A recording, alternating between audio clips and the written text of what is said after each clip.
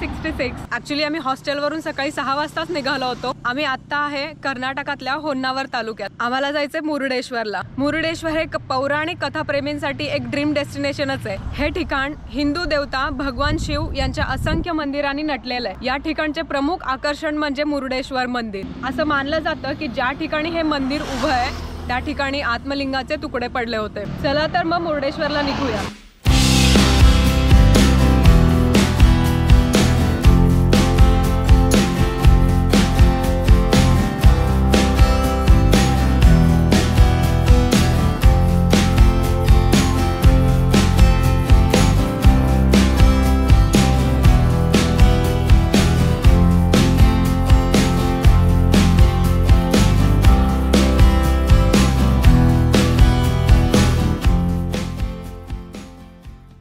आम्ही पोहोचलो आता मुरुडेश्वर मंदिरात।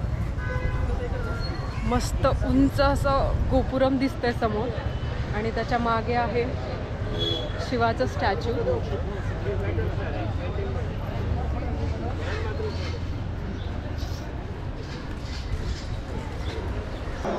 इथून एंट्री आहे अशी मंदिराला।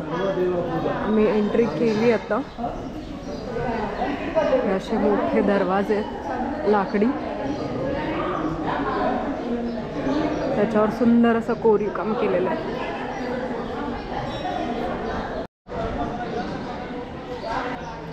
इथून शिवाचं स्टॅच्यू दिसतंय आणि इथून मंदिराला एंट्री आहे। तिथे व्हिडिओग्राफी अलाउड नाही आहे, सो बघूयात।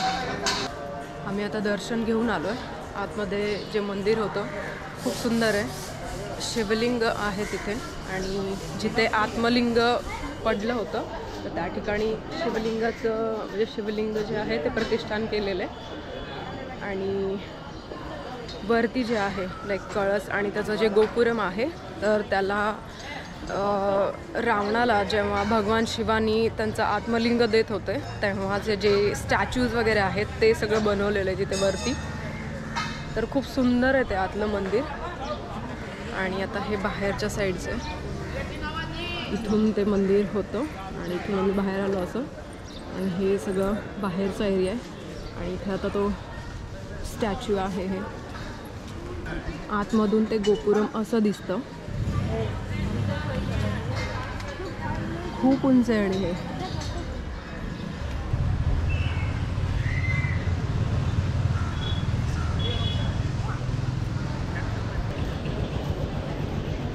इथून बाहेर आलं की या रोडला आता बीच साईडला जातो हा रस्ता।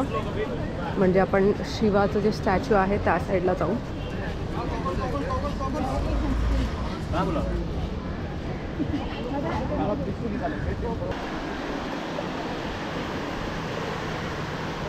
इथून हा बीच दिसतो आणि खूप सारे वॉटर स्पोर्ट्स पण आहेत त्या बीचवर।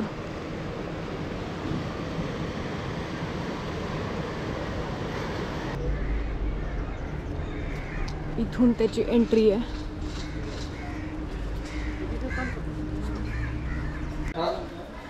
अशा पायऱ्या आहेत वरती जाण्यासाठी आणि समोर मस्त शिवाची मूर्ती दिसते।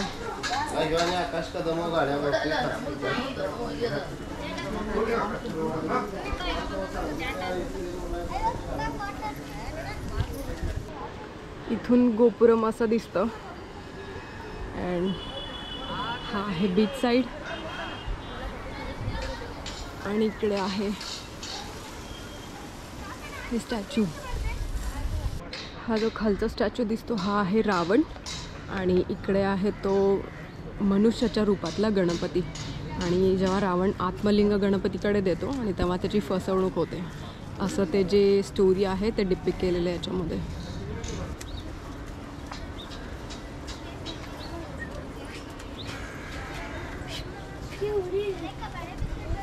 आणि इथे असं पायऱ्या चढून वरती आलो की आपण येऊन पोहोचतो प्रचंड भला मोठा असा शिवाच्या समोर। हे नंदी आहे, खूप मोठं दिसतंय।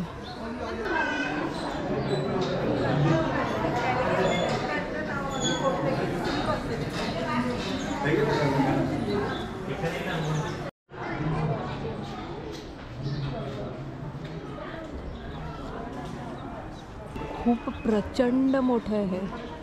इकडे त्रिशूल, मग गळ्यात नाग आणि रुद्राक्ष, तिकडे डमरू. अप्रतिम आहे. आणि कंप्लीट याचा कलर जो आहे सिल्वर कलर आहे आणि जे पण एक्स्ट्रा जे आहेत ते फक्त गोल्डन कलर आहेत, त्याच्यामुळे खूप जास्त उठून दिसते मूर्ती.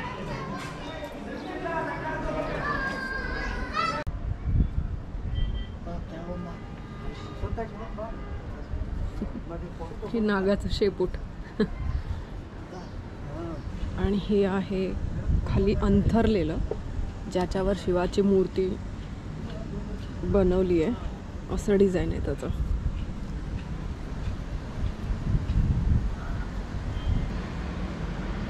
आणि इकडे हा अरेबियन समुद्र.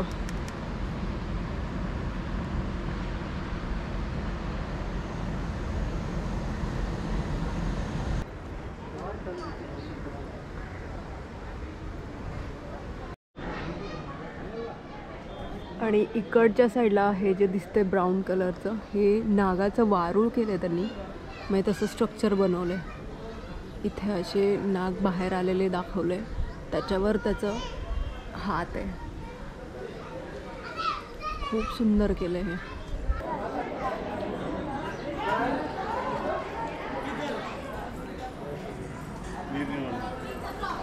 आणि इथे याच्याच बाजूला जे मूर्ती आहे त्याच्याच बाजूला एक मंदिर आहे, श्री शनेश्वर मंदिर. असं मंदिर आहे. बघूयात आतमध्ये.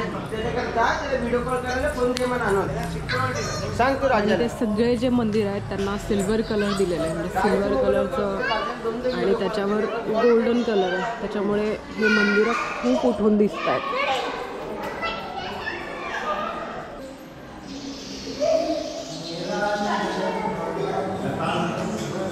आम्ही आता मंदिरातून बाहेर आलो आहे.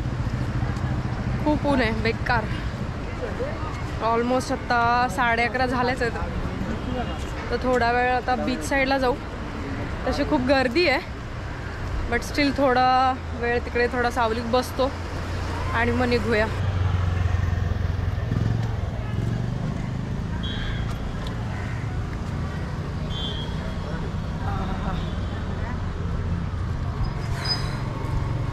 एवढ्या भर उन्हात नारळ पाणी प्यायचं जे सुख आहे ना, ते वेगळंच आहे.